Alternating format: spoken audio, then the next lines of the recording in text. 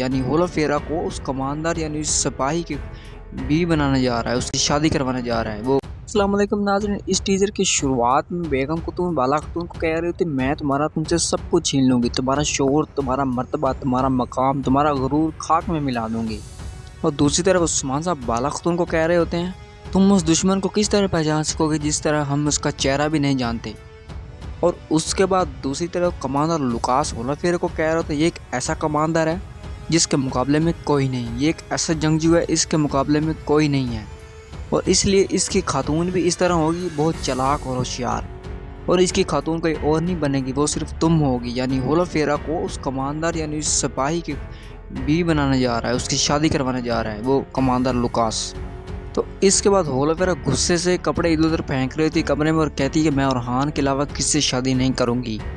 और इसकी खबर ओरहान को पहुँच जाती है और ओरहान वहाँ पर पादरी के तौर पर चला जाता है उस कबीले में, यानी पादरी बनकर उस कबीले में जाता है खुफिया तौर पर और शादी को रुकवाने के लिए दाखिल हो जाता है। और इसी तरह उस्मान साहब किसी जगह पर जा रहे होते हैं, यानी दुश्मनों के मकाम पर जो दुश्मनों का डेरा है वहाँ पर कुछ सिपाही होते हैं। उस्मान साहब चुपके से वहाँ पर कुछ देख रहे होते हैं उनको।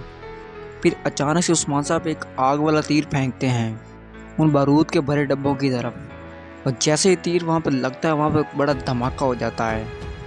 और इसी के साथ ही ये टीज़र ख़त्म हो जाता है इस एपिसोड का, आने वाले एपिसोड का। आगे पता चलेगा क्लियर इसके आने वाले एपिसोड में कि क्या क्या हुआ, वो मज़ीद हम जानेंगे अगले एपिसोड में।